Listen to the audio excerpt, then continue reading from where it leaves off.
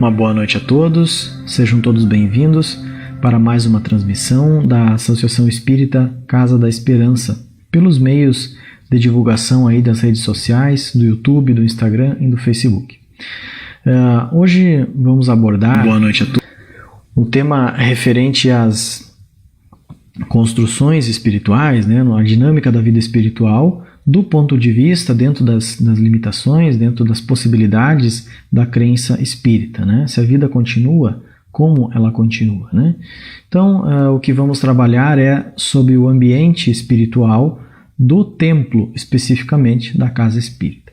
Antes de entrarmos diretamente no assunto, vamos fazer a nossa leitura inicial no livro Mensagens de Sheila, pelo espírito Sheila, né? O médium Clayton Levi. Bom. Estações é o nome da mensagem. É possível que a dor te visite a alma nesse momento. O afeto que não correspondeu às tuas expectativas, o ente querido que a morte levou, tribulações no lar, provações de todo tipo assinalando-te os passos.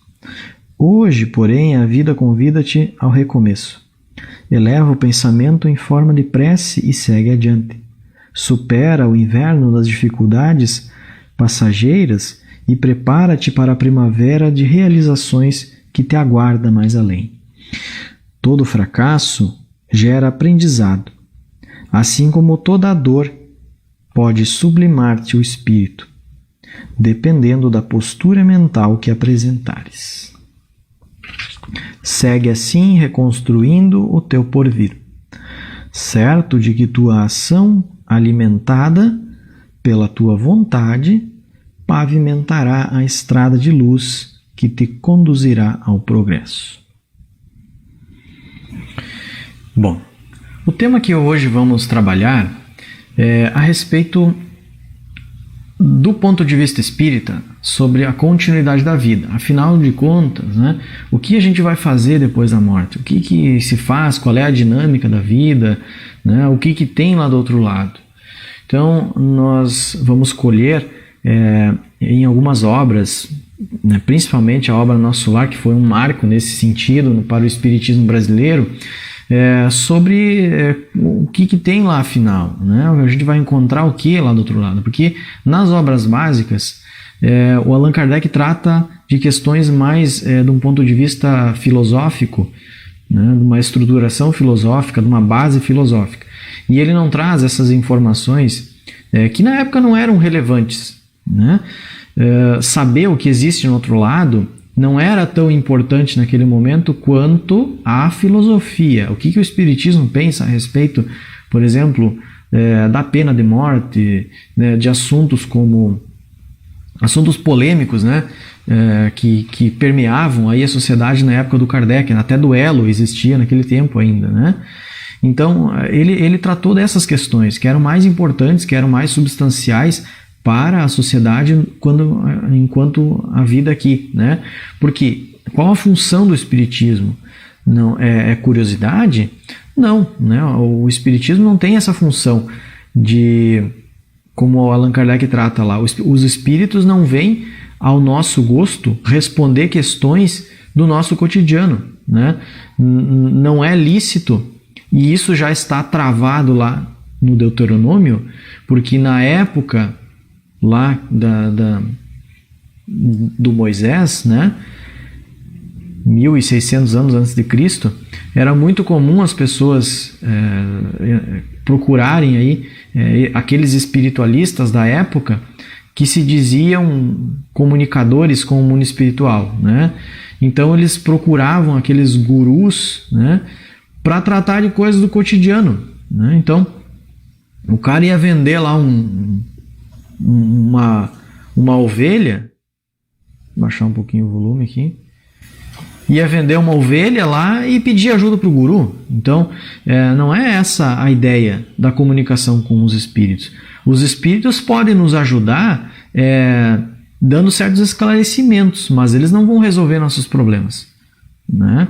E se engana aquele que vem até uma casa espírita achando que vai encontrar a fórmula mágica para a solução. Não vai ter, não é isso que tem aqui, né?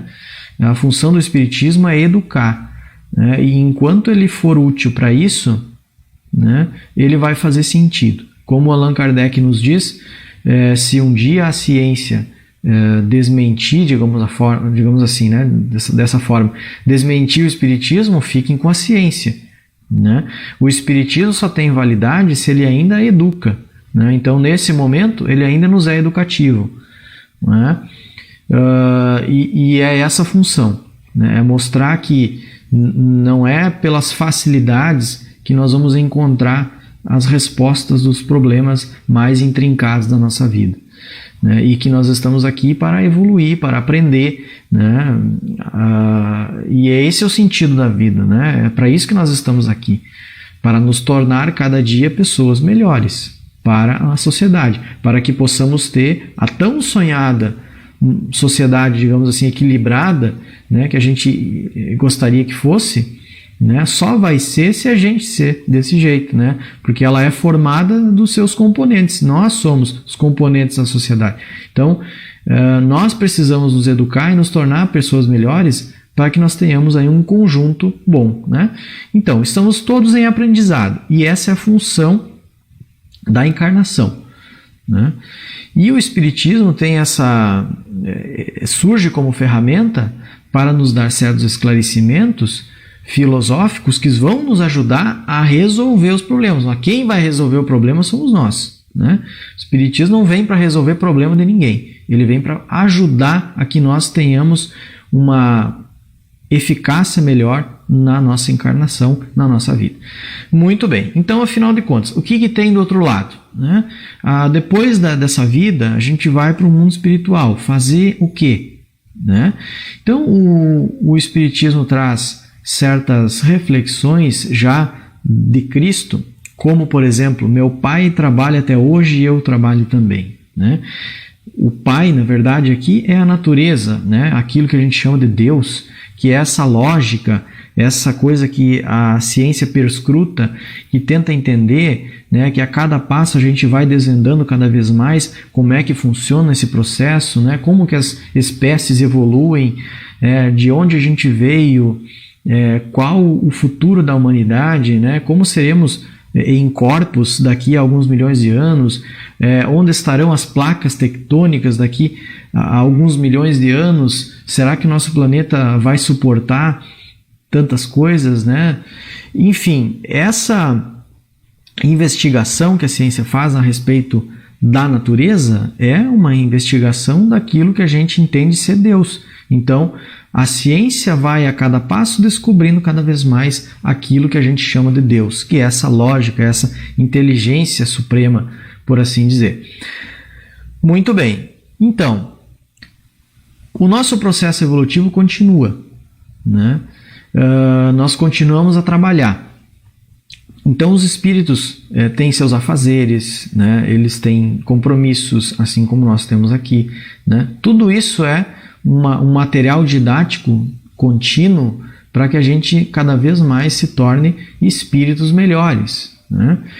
E hoje a gente vai conhecer aqui um pouco sobre o que acontece então no ambiente espiritual de um templo religioso. Aqui no caso vai ser um templo espírita, né? Mas todos os templos religiosos têm o seu movimento espiritual. Tem ali espíritos também trabalhando, né? Ajudando os encarnados e dando a sua contribuição, né? Como um trabalho, né? Eles estão sempre a trabalhar. Então nós temos aqui essa lâmina. A obra se chama Na Seara do Bem, pelo espírito Tonini, se não me falha melhor, acho que vou voltar aqui. Antônio Carlos Tonini, Luiz Antônio Ferraz é o médium, né? Então, esses desenhos de Mozart Couto, do projeto Imagem, vão nos trazer aí uma noção, né, do como seria, né, esse trabalho ao outro nível, né? Então, existe, digamos assim, a casa espiritual, o templo espiritual, as cidades espirituais, né? Como a gente vai ver, toda cidade material Sob toda cidade material paira uma cidade espiritual, né? E que se interrelaciona, né? Um agrupamento. Por que isso? Porque nós vamos continuar também a socializar lá no outro lado. A gente não vai ficar sentado vendo a vida passar, como a gente sempre fala, vendo gelo seco, fumaça e gelo seco, né? Sentado num banco, como se fosse um banco de uma praça, né? E como se a gente estivesse no meio de uma nuvem, né? É uma ideia bastante infantil, né? Por quê? Porque se o Espírito continua a trabalhar, se Jesus, depois de partir daqui, continua a trabalhar, se a todo momento a natureza está a evoluir, a se movimentar, por que é que nós ficaríamos lá do outro lado descansando? Né? E os espíritos nos tiram dessa ilusão, né, dizendo que não, o espírito não fica lá descansando, né? Só faz isso se ele quiser, mas ele vai se incomodar, vai chegar num ponto, assim como acontece aqui conosco, a gente fica muito tempo sem fazer nada, começa a dar aquele incômodo, né? Na verdade, a gente nunca anda sem fazer nada, né? Sempre está fazendo alguma coisa, né? Tem um momento de repouso, mas chega uma hora que cansa, né? Enche de ficar lá sem fazer nada. A gente tem necessidade de movimento, né? De progresso. É natural isso, né? É da nossa natureza. Então, do outro lado, não é diferente. Nós não vamos ficar lá vendo a vida passar, né? Muito bem. Então, voltando aqui, o irmãozinho, aqui nós temos um instrutor, este aqui é um instrutor e aquele lá é um aprendiz, que é o espírito Tonini, né? Esse aqui é o Marcos, né? É um instrutor ali que vai fazer, digamos assim, a ambientação dele no trabalho espiritual daquele templo ali, né? Então, seguindo aqui nas nossas lâminas, esses aqui são todos espíritos desencarnados, eles estão preparando o ambiente espiritual para a abertura do templo. Então, o templo ainda está fechado, a casa espírita, nesse caso lá, está fechada, eles estão se preparando aqui, né, para receber os encarnados e os seus companheiros espirituais que vêm, né, arrastados pelo nosso pensamento.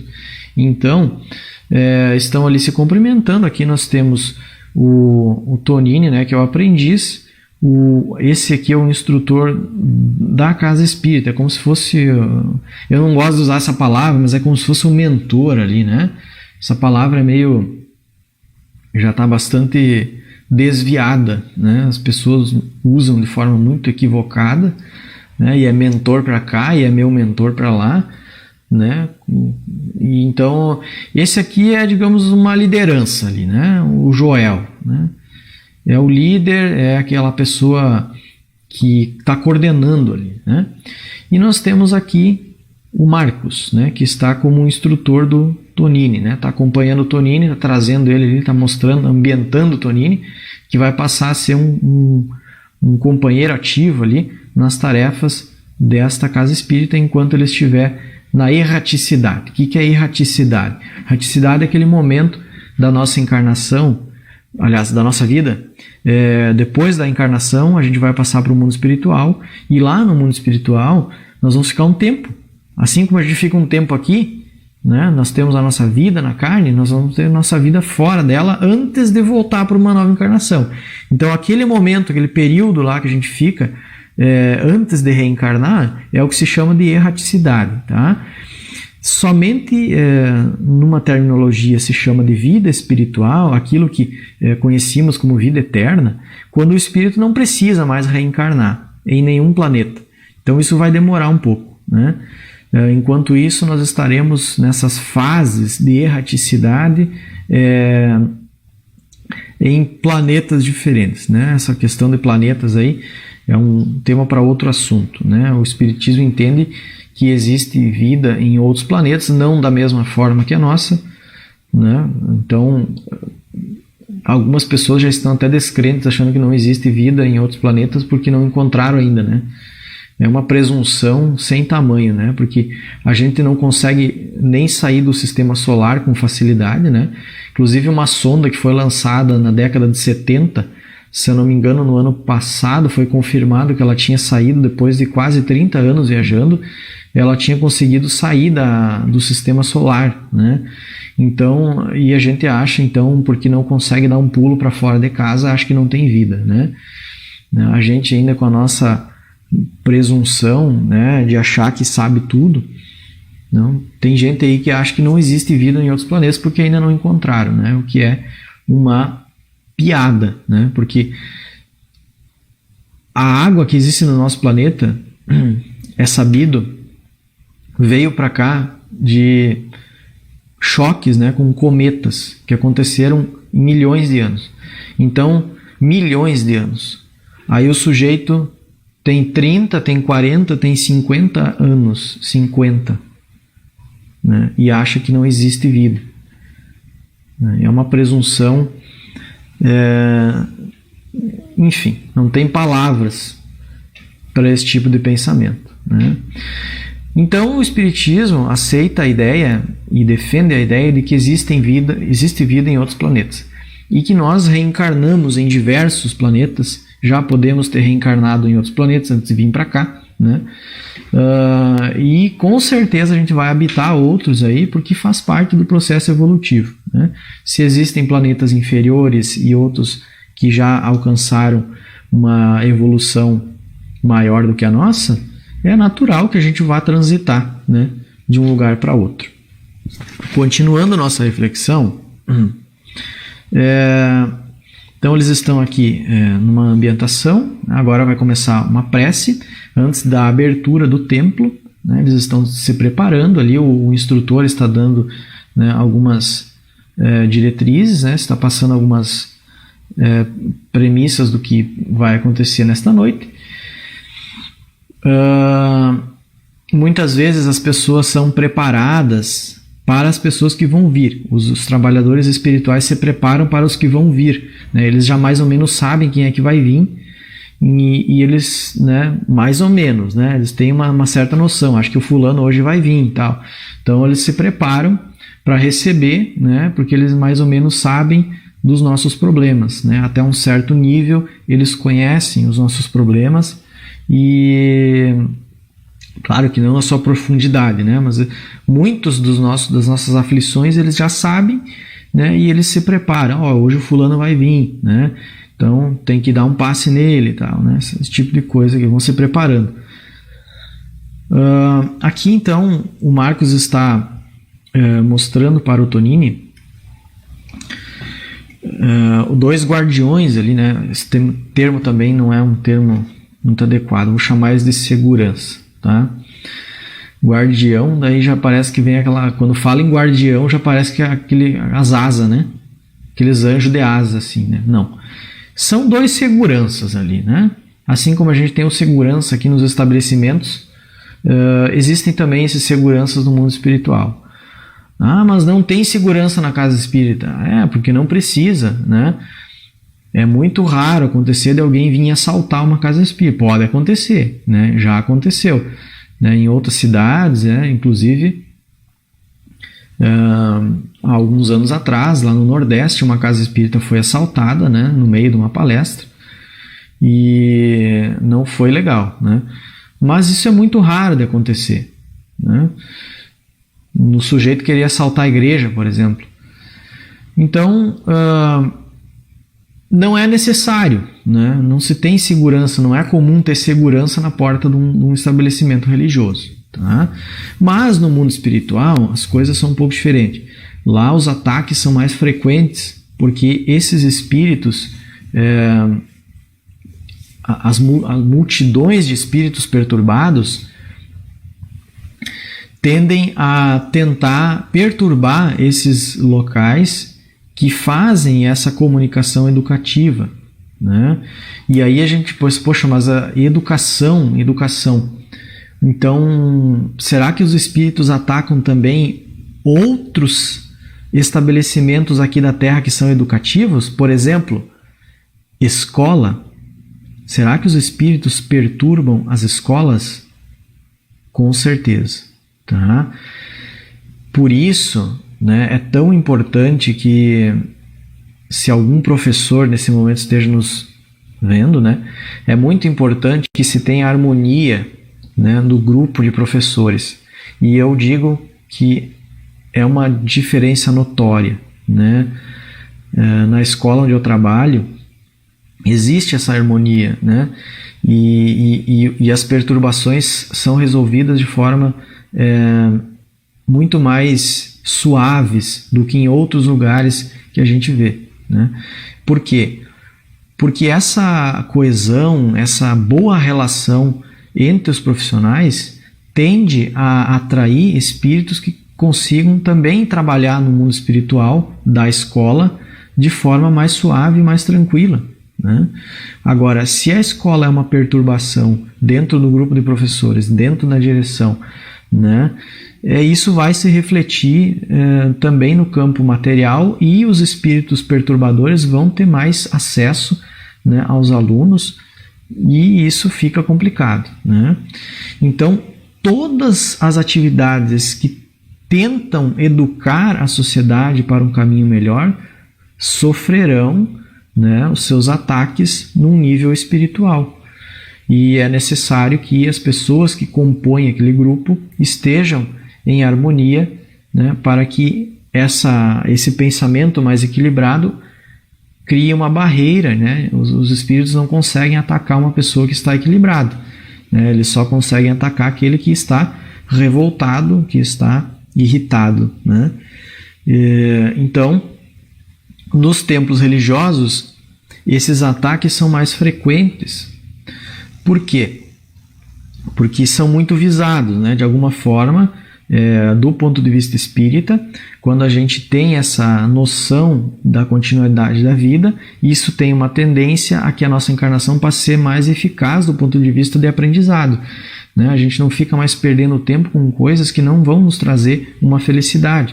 A gente já começa a atacar coisas que vão nos trazer um engrandecimento enquanto cidadão, né?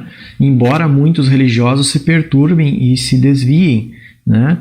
A gente sabe que nenhuma religião está imune aos desvios humanos, né? Nenhuma religião. Então a gente vê aí sacerdotes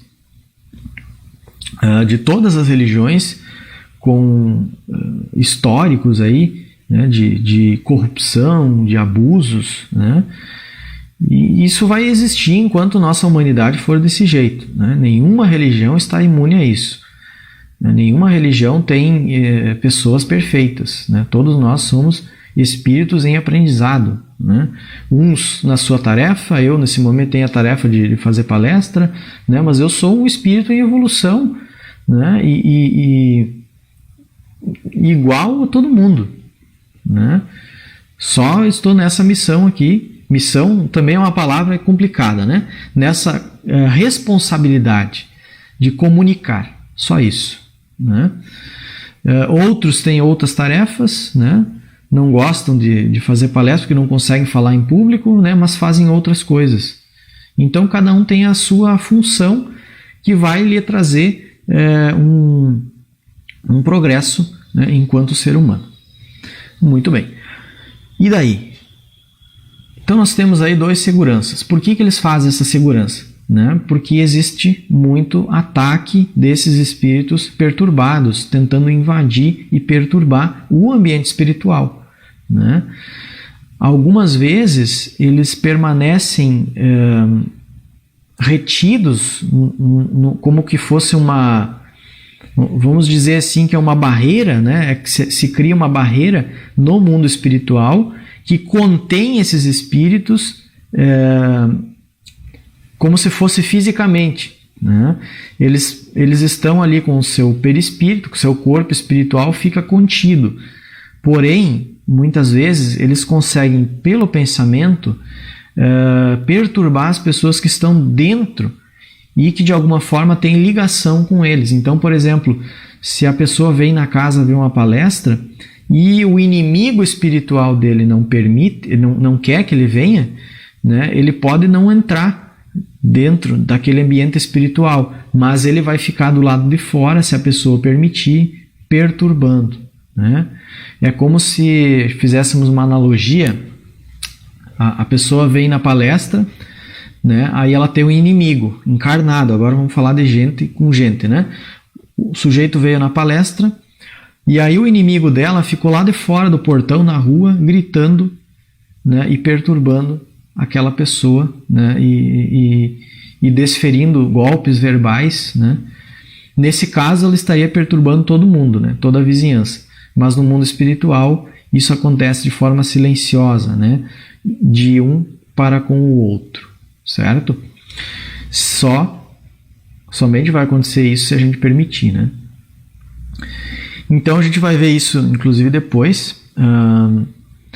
Porém, assim, ó, esses seguranças eles são eficazes se os encarnados fazem a sua parte também, né? Então, é muito comum de a gente ver entidades religiosas com suas lideranças perturbadas e corrompidas, né? Então, pode até ter o segurança espiritual ali, mas eles não vão conseguir fazer um trabalho muito eficaz se os encarnados não se ajudam, né?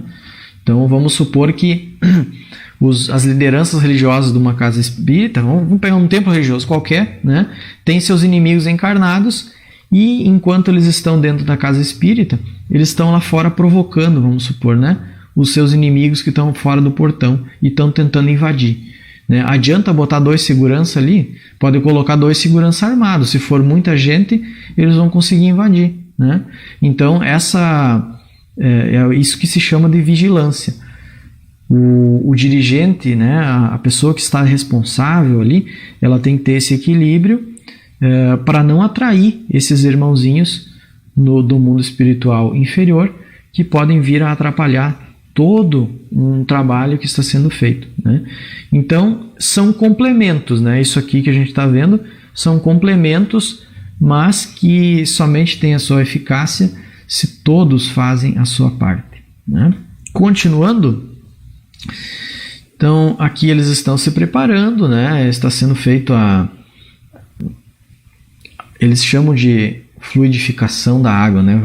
Fluidificação não é uma redundância, porque nós estamos falando de outros fluidos aqui, né?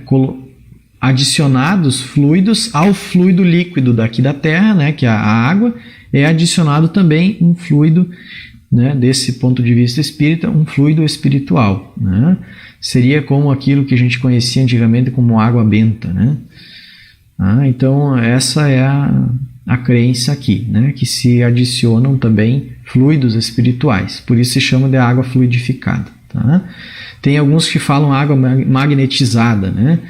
Inclusive isso é mal visto, né? Como assim água magnetizada? Não pode magnetizar a água. A água não sofre magnetização. Sim, mas nós não estamos falando do nosso magnetismo, nós estamos falando do magnetismo a nível espiritual, né? Porque nós estamos aqui tratando do ponto de vista espiritual. Continuando, então eles estão aqui preparando a mesa. Aqui algumas casas espíritas antigamente utilizavam uma mesa onde o palestrante ficava acompanhado de 2 pessoas, né? Hoje isso mudou, né? A gente não tem mais esse perfil, o palestrante consegue ir lá sozinho, né? Mas era uma prática que existia. Aqui a gente tem um quadro, né? Onde vai ser... Isso aqui é tudo no mundo espiritual, tá? Esse quadro aqui, ele vai apresentar algumas lâminas. Aliás, serão colocadas ali algumas lâminas que ilustram o que o palestrante está falando. Mas para quê? Tem gente do outro lado que vai assistir também? Sim, isso a gente vai ver mais adiante. Tá? Existe também uma plateia espiritual vendo a palestra espírita do encarnado. Tá? Continuando, então aqui eles vão abrir, né? O pessoal já está se aglomerando lá fora, né? Eu nunca vi tanta gente assim esperando para abrir uma casa espírita, né? Porque geralmente vem poucos, né? Mas em cidades maiores isso tem, né? Continuando, tá. Essa imagem ela é muito significativa, tá? Aqui fora, ó, se reúnem. Deixa eu fazer uma coisa aqui.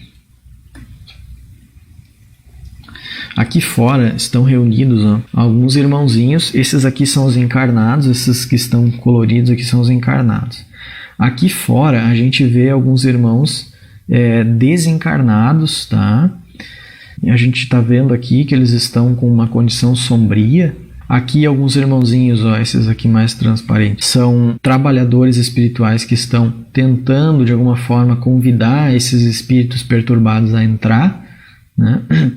E aqui tem uma coisa interessante. No mundo espiritual não é muito notório essa percepção das coisas. Então, por exemplo, assim, nós temos aqui o prédio material, nós temos a construção espiritual invisível, mas alguns espíritos aqui, ó, eles não enxergam essas paredes, porque eles estão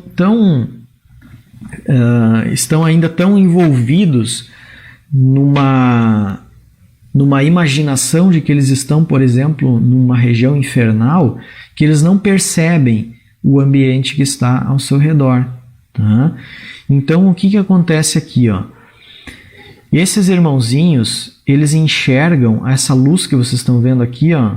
Eles enxergam isso aqui e pensam que é tipo um portal, assim, as portas do céu, sabe? Dentro da sua compreensão religiosa, eles enxergam isso dessa maneira, né? Como se fosse um portal, assim. Eles não vê assim a porta da casa espírita, eles não vê as paredes aqui da rua, né? Eles não estão vendo esse ambiente aqui que vocês estão vendo, que faz mais sentido. Eles se percebem como se estivessem num lamaçal, num deserto, né? numa situação de perturbação, e quando enxergam isso aqui, ó, pensam ser como se fosse, né, os portais do céu. E aí, muitos desses espíritos não entram. Por quê? Porque temem, às vezes, isso, né?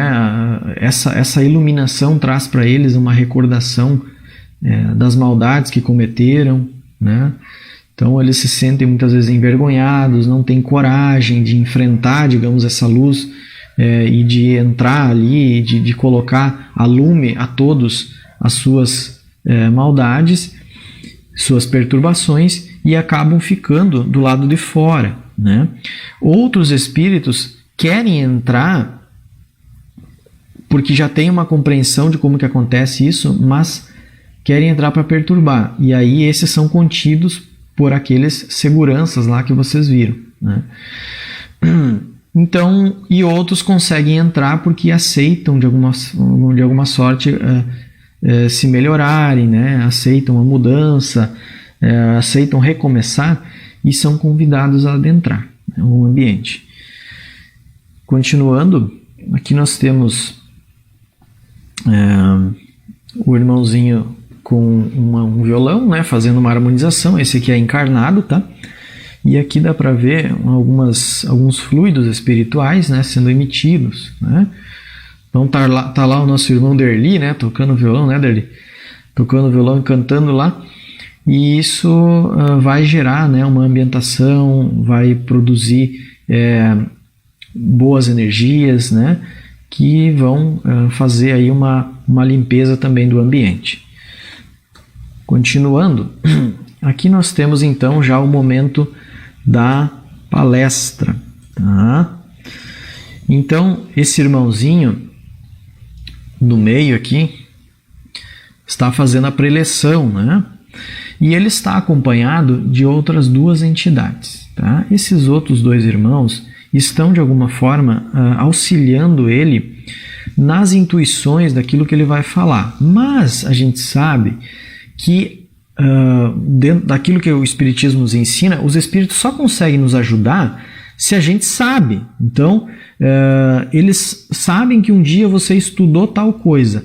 A gente não lembra o tempo todo, mas eles vão facilitando a rememoração daquilo que a pessoa estudou e já domina, né? Então, ninguém faz mágica. A pessoa não vai lá na frente sem estudar e começa a falar. Nós temos que estudar, nós temos que progredir, fazer a nossa parte. Muito bem, só que lá na hora, como todo mundo sabe, que na hora que você está fazendo uma apresentação em público, é comum dar aquele branco, né? Esquecer tudo, por conta de ansiedade, nervosismo, inseguranças. né, que vão atrapalhando. Numa palestra espírita, isso também vai acontecer se a pessoa não consegue controlar essas emoções, né? Mas se a pessoa fez o esforço de estudar, de se preparar, né? Se ela colocou o seu coração naquilo, né? Como se realmente ela quer ajudar, os espíritos vão conseguir de alguma forma auxiliar a pessoa a relembrar aquilo que ela já estudou, né? E eles vão dando esses insights, né? E vão ajudando ela a tecer a sua fala, né? Não é o espírito que vai soprar tudo o que a pessoa vai falar. Não. A pessoa vai falar de acordo com a linguagem dela, né? É a mão dela que vai estar ali. Mas os espíritos podem ajudar a fazer ela lembrar de alguma coisa que ela estudou e então transferir isso para o público, né? Agora, nós vamos saber quando que é uma coisa espiritualizada e quando que é na cabeça da pessoa, né? Quando a pessoa fala uma bobagem, quando ela se põe a falar coisa que não sabe, com certeza é do humano, né? E ele está fazendo isso por própria conta.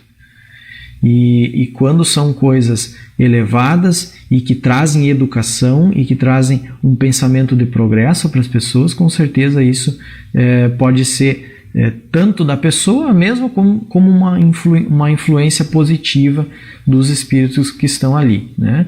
Porque nenhum espírito vem, no caso desses aqui, né, que são espíritos bons, eles vêm para trazer coisas boas. Então é muito fácil de perceber quando a pessoa está bem acompanhada ou mal acompanhada. Pode, de uma pessoa, por exemplo, vai fazer uma palestra, o espírito está mal acompanhada? Pode, porque ele é uma pessoa que tem o seu pensamento e ele pode atrair espíritos maus se ele tem o pensamento nesse nível, né? Nessa vibração, digamos assim, né? Ele vai atrair companhias más, né? E muitas vezes vai prejudicar o trabalho da casa toda, né? E dificultar, inclusive, que os irmãos ajudem ele naquele momento, né? Então, por que a gente está falando isso? Porque muitas vezes as pessoas vêm e esperam encontrar num templo, seja lá qual for, pessoas que vão dizer e acham que está tudo certo o que ela está falando. E não, a gente tem que ter esse olhar crítico também, né? O sacerdote está falando, mas ele é humano. Ele pode falar besteira, ele pode errar, pode se enganar, né? E a gente tem que ter esse bom senso e saber que não existe santo aqui na Terra. Não existe. Isso aqui não é lugar de pessoas perfeitas. Nós estamos em progresso e, como diz o Emmanuel, a Terra é um grande hospital psiquiátrico, um grande hospício, né? E nós estamos aqui para nos ajudar, né? E em nenhum lugar nós vamos encontrar uma pessoa que sabe tudo e que dá para bater o martelo, dizer tudo o que ele falou, 100%. Não, né? É muito difícil achar isso aqui. Então todos nós temos nossas imperfeições e quando a gente vai assistir a alguma coisa, nós temos que ter esse olhar de bom senso dentro do possível, né? E de entender que a pessoa que está ali também tem suas falhas morais e pode daqui um pouco resvalar e falar uma besteira, né? Continuando as nossas reflexões, aqui nós temos uma lâmina interessante que trata aqui, disso que nós estamos falando. Esse irmão, né, emitindo pensamentos para ele e de alguma forma fazendo ele relembrar de coisas que ele já sabe, né, e ajudando ele, auxiliando ele aí na fala, né? Se nós transformássemos esse irmãozinho desencarnado aqui em alguém, em um auxiliar, imagina que tem duas pessoas fazendo uma palestra, né? Tem um que é mais experiente, tem um professor ali e tem um aluno, né? E o professor está do lado. Aí o aluno está falando, né? E o professor diz, viu, fala daquilo lá, lembra daquilo que tu estudou? Aí a pessoa, né? É verdade, né? Vou falar daquilo lá. Né? Ele vai dando uns toques, né? Lembra daquele assunto, né? Isso aquilo é interessante e tal. E é esses toquezinhos assim que ele vai dando e vai auxiliando o encarnado, então, a tecer ali a sua explanação, né? Continuando, então, muito bem.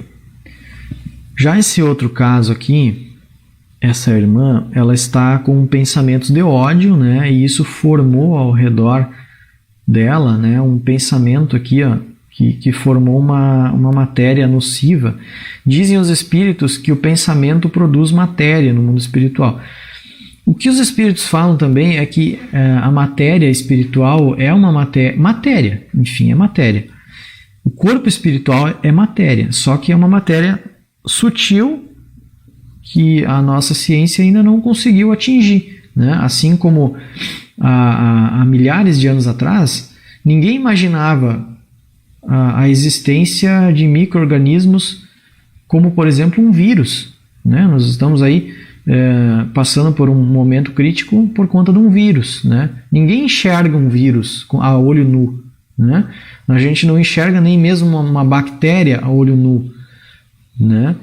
Então, há muitos anos atrás, não se tinha noção da existência desses organismos tão pequenos. Isso só foi possível por conta da evolução tecnológica que nos trouxe aí os microscópios, né, e os microscópios eletrônicos e tantas outras ferramentas aí que fazem essa varredura e que identificam aí esses organismos tão pequenos. Então, dizem os espíritos que o corpo espiritual e os seus produtos, que são, por exemplo, produtos do pensamento, são matéria. E essa matéria interage também com o nosso corpo físico, né? Embora alguns critiquem essa ideia, é a crença espírita, né? O nosso pensamento teria capacidade de influenciar na saúde do nosso corpo, né? Agora, o que as pessoas que defendem ideias materialistas dizem é que o nosso corpo ele vive por si só. No caso, não existiria alma, que a alma seria simplesmente um produto do nosso pensamento, das nossas interações sinápticas. Agora, isso nos traria a ideia de que somos um robô, né? Que somos seríamos então, desse ponto de vista, perfeitamente manipuláveis, né? E o ponto de vista espírita diverge nesse sentido, porque fala que por trás da matéria existe uma inteligência que supera a matéria, que a gente chama de espírito, né? O espírito não é matéria, mas o espírito utiliza-se da matéria para se expressar. Então, um desses graus materiais é o perispírito, que é o que a gente chama de corpo espiritual, e um outro nível é o corpo material, né? Enquanto nós estamos encarnados, nós estamos com essa tríade, espírito, perispírito e o corpo material. Quando a gente sai do corpo físico, desencarna, quando o nosso corpo físico perece, a gente continua a estar num corpo, mas daí de uma matéria mais sutil e mais resistente, que é o corpo espiritual, tá? Continuando, então a nossa irmãzinha está com pensamentos de ódio, produzindo essa matéria aqui, que está lhe fazendo mal, né? Nesse campo aqui que pode lhe atingir, né? Aí até mesmo o sistema cardiovascular, né? Isso não quer dizer que todo mundo que tenha problema no coração tenha problema de maus sentimentos, né? A gente não pode fazer essa ligação, né? Porque isso seria totalmente descabido, né? Seria até preconceituoso. Então nós temos que ter esse bom senso. A nossa irmã está com pensamentos negativos que podem lhe trazer maus para o seu corpo físico, né? E nesse caso aqui que conta o irmão, né, esse mau pensamento está afetando essa região aqui, tá? Continuando, tá? Eu vou pular esse aqui e vou para esse caso, que senão vai ficar muito longa a nossa fala, né? Essa irmã, ela procurou atendimento fraterno e os espíritos aqui estão a auxiliar ela também. Então ela está contando algumas de suas aflições, né? O centro espírita não tem a intenção de fazer terapia, né? A terapia tem que ser feita com um profissional, mas o atendente fraterno ele vai sanar aquelas dúvidas do ponto de vista espiritualista. Então, se a pessoa acha que tem algo ali que está lhe perturbando a nível espiritual, isso pode ser sanado, né, com esclarecimentos. Agora, o atendente fraterno, ele não pode, né, embora alguns façam, né, não pode se lançar na posição de terapeuta, né, muito menos, né, cobrar qualquer valor para isso. A gente sabe que algumas pessoas fazem isso, né, em outros lugares. É totalmente errado do ponto de vista espírita. O espiritismo não existe para cobrar qualquer valor, né? Não. O espiritismo é gratuito, tá? E quem cobra qualquer valor está num caminho totalmente equivocado, tá? O Kardec deixa muito claro isso, né, nas obras básicas, e todo aquele que se lança a angariar valores em nome do espiritismo estará acompanhado de maus espíritos, né? Só que algumas pessoas têm a ilusão assim, né? Mas eu fui lá e falei com o guru lá e o guru me disse até o nome dos meus familiares, né? Ele pode ser médium? Ele pode ser médium, mas quem pode estar soprando para ele o nome dos teus familiares pode ser um espírito mau, né? Que também sabe da tua vida. Então, isso impressiona à primeira vista, mas não quer dizer que vem de uma fonte boa, né? Então, identificar esses falsos profetas é necessário. E um desses pilares é a não cobrança, né? Não cobrar já é um indício positivo. Agora, o cobrar pode ser de forma diferente, né? Não pode não ser por valores, mas a pessoa espera favores, por exemplo. Então, é também uma forma de cobrança, tá? Então, toda a prática espírita deve ser gratuita, tá? Completamente gratuita, tá? Então, nesse caso, ela está ali fazendo o atendimento e a gente vê aqui um irmãozinho que está, nesse caso, perturbando a nossa irmã, né? Diz o livro que esse irmão aqui era um ex-companheiro seu de outra encarnação que estava ali a lhe perturbar. E, naquele momento, então, ele aceitou ajuda, o desencarnado aceitou a ajuda dos irmãos que lhe convidaram, né, a seguir um novo caminho, tá?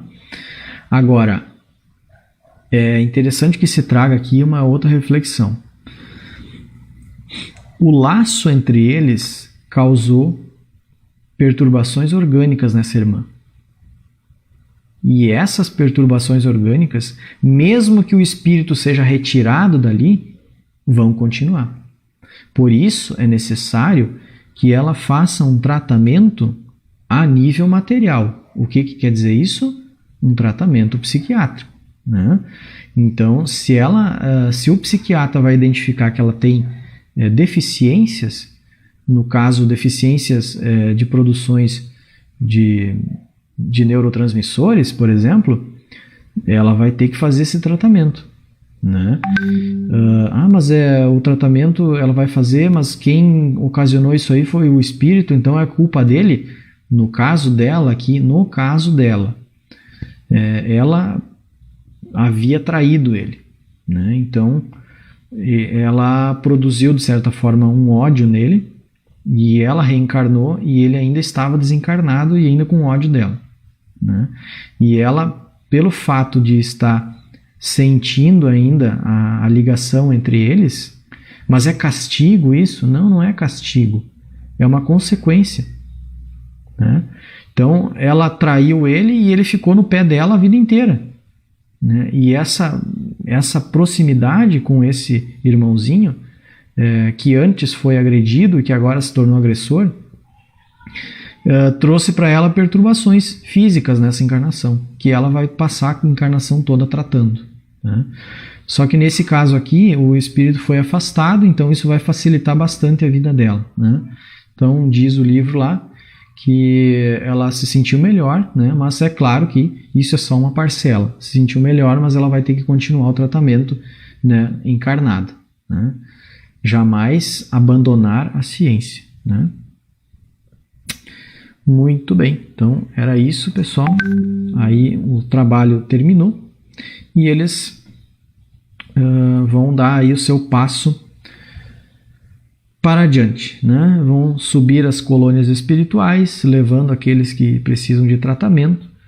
Então aqui nós temos uma caravana de espíritos carregando outros que foram levados aí do plano dos encarnados, que eles estavam aí talvez muito próximos aos seus encarnados, vão ser levados a colônias espirituais e vão passar por tratamentos, né?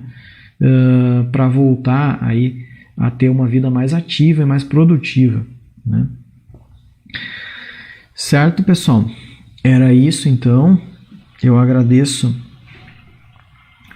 a paciência de todos e façamos, então, a nossa prece de encerramento.